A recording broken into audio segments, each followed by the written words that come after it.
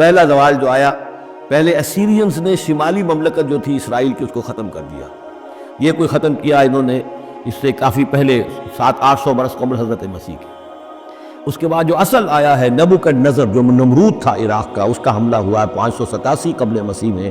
انہوں نے یروشلم کو برباد کیا، 6 لاکھ کو قتل کیا، 6 لاکھ کو قیدی بنا کے لے گیا، اور یہ کہ یروشلم میں 2 اینٹیں سلامت نہیں رہنے دی، اور ہیکل سلیمانی کو مسمار کر دیا. یہ ان کا بدترین دور آیا.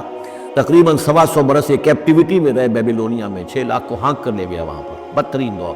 تو پہلا عروج اس کا جو کلائمیکس تھا وہ داؤد اور سلیمان کا دور حکومت، اور پہلا زوال جس کا یہ سمجھیے کہ سب سے نیچے کی پوزیشن یہ ہے جو کیپٹیوٹی کا دور ہے ان کا.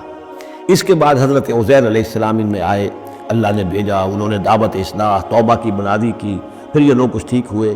ادھر یہ کہ ایران نے حملہ کیا تھا عراق پر اور ان کو آزاد کر دیا تھا کہ جاؤ تم، کہ خورس نے، ذوالقرنین نے، کہ تم جاؤ اور جا کر اپنا شہر دوبارہ آباد کر لو. تو یہ پھر آ گئے، حضرت عزیر کے ساتھ ہو کر آئے ہیں. تو یہ تقریباً 458 قبل مسیح میں پھر یہ دوبارہ آئے ہیں. تو یہ سمجھیے کہ 125 برس تک یہ جو شہر ہے اجڑا پڑا رہا ہے. اسی دوران میں حضرت عزیر کو اللہ تعالیٰ نے 100 برس کے لیے سلائے بھی رکھا ہے. وہ بہت من پر طاری کر دی تھی جو سورہ بقرہ میں ہم پڑھ کر آئے ہیں. یہ سارے واقعات کو آپ انڈیویجولی سمجھ لیجئے کہ یہ علیحدہ علیحدہ ٹکڑے جو ہم نے پڑھے ان کو جوڑ لیجئے. بہرحال پھر ان کے اندر یہ کہ ایک نیکی کی تحریک چلی، پھر ان کے اندر لوگوں نے توبہ کی، پھر اللہ نے انہیں دوبارہ ایک عروج عطا کیا. مکابی سلطنت قائم ہوئی، اور وہ جہاں تک دنیاوی حدود ہیں، زمینی حدود، وہ حضرت سلیمان کی مملکت سے بھی بڑی تھی. یہ ان کا دوسرا دور عروج ہے.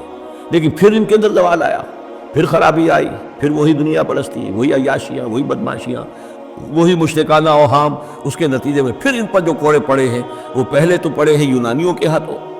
سکندر مقدونی نے پہلے فتح کیا ان کو، پھر سلیوکس جو اس کا اس سے سالار تھا وہ ان پر حکمران رہا ہے.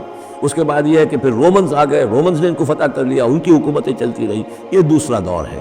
اس دور میں پھر یہ ہے کہ رومن ہی کے ہاتھوں سن 70 عیسوی میں دوبارہ یروشلم تباہ و برباد ہوا. 1,33,000 یہودی ایک دن میں قتل کیے. پھر دوبارہ وہ ٹیمپل یا ہیکل سلیمانی جو دوبارہ تعمیر کر لیا تھا حضرت عزیر کے بعد، پھر وہ مسمار کر دیا گیا، اور وہ آج تک مسمار پڑا ہوا ہے. اور گویا کہ حضور صلی اللہ علیہ وسلم کی بعثت کے وقت 500 برس ہو چکے تھے اس کو مسمار ہوئے ہوئے. سن 70 عیسوی میں وہ مسمار ہوا، اور 571 میں حضور کی پیدائش ہے. یعنی آپ کی پیدائش بھی پورے 500 برس بعد ہوئی ہے، جبکہ یہ رومیوں کے ہاتھوں ہیکل سلیمانی تباہ و برباد کر دیا گیا تھا. یروشلم میں پھر کوئی متنفس نہیں رہا. لیکن یہ کہ بعد میں جو ہے ان کو یہاں سے نکال باہر کیا گیا، ان کا ڈائسپورا شروع ہو گیا. وہ ڈائسپورا اس صدی کے شروع میں ختم ہوا ہے، وہ پھر میں بعد میں بات کروں گا. یہ ساری داستان بڑی اہم ہے، اس لیے کہ یہ سابقہ امت مسلمہ ہے. یہ وہ امت مسلمہ ہے جس کے ہاں 1400 برس تک نبوت رہی، جس کے ہاں 3 کتابیں نازل ہوئی ہیں، جن کے بارے میں قرآن میں 2 جگہ ہے، یا بنی اسرائیل اذکروا نعمتی التی انعمت علیکم وانی فضلتکم علی العالمین، میں نے تمام جہان والوں پر تمہیں فضیلت دی. تو اسی طریقے سے پھر ان کو معزول جب کرنے کے بعد ہم سامنے آئے ہیں تو حضور نے بتایا وہی کچھ تم پر بھی ہوگا اور وہی کچھ ہم پر بھی ہوا ہے. ہمارا بھی پہلا عروج عربوں کی زیر قیادت تھا، پھر زوال آیا. پہلے پٹائی ہوئی کروسیڈرز کے ہاتھوں، پھر جو پٹائی ہوئی ہے، بڑی پٹائی جو ہوئی ہے وہ ہوئی ہے پھر ہلاکو اور چنگیز کے ذریعے سے، فتنہ تاتار. اس کے بعد پھر جو ہے وہ قیادت بدل گئی، عربوں کی قیادت کے بجائے ترکوں کی قیادت آ گئی. وہی لوگ جنہوں نے لاکھوں کروڑوں مسلمان قتل کیے پھر وہ ایمان لے آئے، اسلام لے آئے. انہی کے ذریعے کہ مختلف حکومتیں بنی، ترکان تیموری اور ترکان صفوی اور ترکان سلجوقی اور ترکان عثمانی. لیکن اس کے بعد پھر ان پر بھی زوال آیا. وہ ہم نے دیکھ لیا اس صدی میں گریٹ اوٹومان امپائر جو ہے اس صدی کے شروع میں ختم ہو گئی. اور ہم پر بھی جو دوسرا جو دور آیا عذاب کا وہ یورپ کی قوموں کے ذریعے سے آیا. کہیں انگریز آ گئے، کہیں فرانسیسی آ گئے، کہیں اطالوی آ گئے، کہیں اسپینیئرز آ گئے، کہیں ڈچ آ گئے. تو جیسے کہ یہودیوں پر بھی دوسرا عذاب جو آیا تھا وہ گریکس اور رومنز کے ہاتھوں، اسی طریقے سے مسلمانوں پر بھی دوسرا زوال کا دور جو آیا ہے وہ یورپین کولونیل پاورز کے ہاتھوں آیا. ہم نے یہ طے کر دیا تھا، پہلے ہی سنا دیا تھا بنی اسرائیل کو کہ تم اپنی تاریخ میں 2 مرتبہ بہت فساد مچاؤ گے اور بہت سرکشی کرو گے. فَإِذَا جَاءَ وَعْدُ أُولَاهُمَا، جب ان دونوں میں سے پہلے وعدے کا وقت آ گیا، بَعَثْنَا عَلَيْكُمْ عِبَادًا لَنَا أُولِي بَأْسٍ شَدِيدٍ، ہم نے تم پر مسلط کر دیے اپنے ایسے بندے جو بڑی سخت جنگ کرنے والے، بڑے سخت جنگجو تھے. فَجَاسُوا خِلَالَ الدِّيَارِ، تو وہ تمہاری آبادیوں میں، ملکوں میں گھس گئے. وَكَانَ وَعْدًا مَفْعُولًا، اور وہ وعدہ جو اللہ کا تھا وہ پورا ہو کر رہا. یعنی جب تم شرارت کرو گے، جب تم دین سے برگشتہ ہو جاؤ گے، جب تم اللہ کی کتاب کو، اللہ کے قانون کو جو ہے وہ مذاق اور ہنسی بنا لو گے، تو پھر تم پر ہمارے عذاب کے کوڑے پڑیں گے۔ یہ میں بتا چکا ہوں۔ پہلے یہ کوڑے آئے اسیرینز کے ہاتھوں جنہوں نے ختم کر دیا اسرائیلی مملکت کو، پھر یہ آئے نبوکڈنیزر کے ہاتھوں، بیبیلونینز کے ہاتھوں، جس نے کہ یروشلم کو بھی برباد کیا، 6 لاکھ کو قتل کیا، 6 لاکھ کو ساتھ لے گیا اور ہیکل سلیمانی مسمار کر دیا۔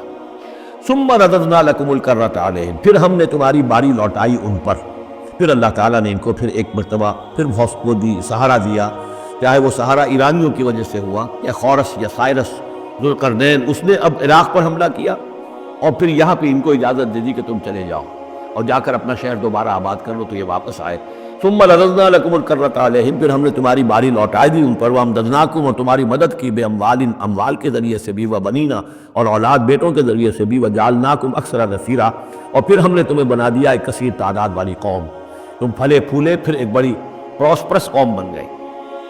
ان احسنتم احسنتم لانفسکم، تم نے اگر کوئی بھلائی کمائی تو اپنے نفس کے لیے بھلائی کمائی، اپنے لیے کمائی، اپنے فائدے کے لیے، وَإِنْ أَسَأْتُمْ فَلَهَا، اور اگر کوئی برا کام کیا تو وہ بھی اپنے لیے کیا، اس کا وبال تم پر دنیا میں بھی آیا اور آخرت میں بھی اس کا عذاب آئے گا۔ فَإِذَا جَاءَ وَعْدُ الْآخِرَةِ، جب وہ دوسری مرتبہ کی وہ سرکشی اور تمرد اور شیطنت تمہاری اور تمہارا جو ہے دین سے برگشتگی کا دور آیا، تو دوسرے وعدے کا وقت آیا، لِيَسُوءُ وُجُوهَكُمْ، یہاں وہ الفاظ محظوظ سمجھیے، باسنا علیکم عباد لنا اولی باس شدید، وہ گویا کہ الفاظ یہاں ریپیٹ نہیں کیے گئے۔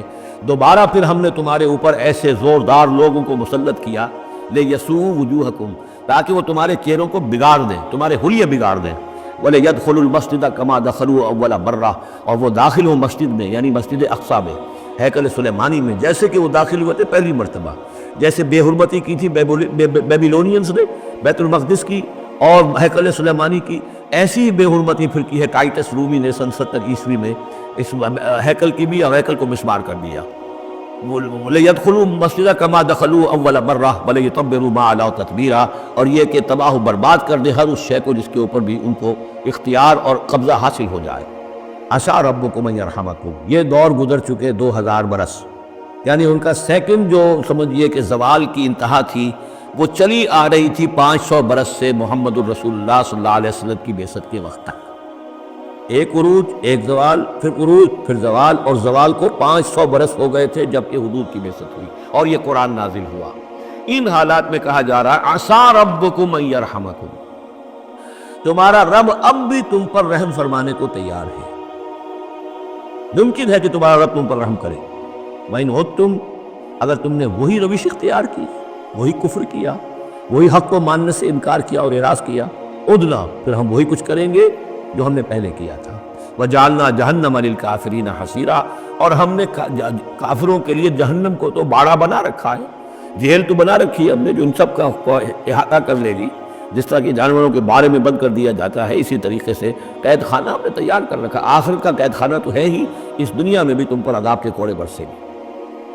ان ھذا القرآن یہدی للتی ہی اقوم، دیکھو اب یہ قرآن جو ہم نازل کر رہے ہیں اپنے بندے محمد پر صلی اللہ علیہ وسلم، یہ گویا کہ اب شاہ درا ہے، اللہ کی رحمت میں داخل ہونا ہے تو اس سے داخل ہونا ہوگا، اس کو مانو تو تمہارے لیے اللہ کی رحمتوں کے دروازے پھر کھل جائیں گے۔ جو بھی اللہ نے وعدے کیے ہیں اپنے اس آخری نبی اور ان کی امت کے لیے، تم بھی اس میں شامل ہو جاؤ گے، انہی کی برکتوں سے تم بھی حصہ پاؤ گے۔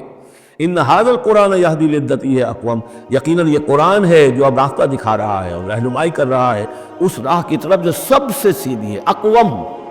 وَيُبَشِّرُ الْمُؤْمِنِينَ، اور بشارت دیتا ہے اہل ایمان کو، الَّذِينَ يَعْمَلُونَ الصَّالِحَاتِ، جو نیک عمل بھی کریں، أَنَّ لَهُمْ أَجْرًا كَبِيرًا، کہ ان کے لیے بہت بڑا اجر ہے، وَأَنَّ الَّذِينَ لَا يُؤْمِنُونَ بِالْآخِرَةِ، اب دیکھیے جہاں بھی وہ بات آتی ہے عمل کی خرابی کی تو ایمان بالآخرہ کا تذکرہ، اور وہ لوگ کہ جو ایمان نہیں رکھتے آخرت پر، آتدنا لہم عذابا علیما، ان کے لیے تو ہم نے فراہم کیا ہوا ہے دردناک عذاب۔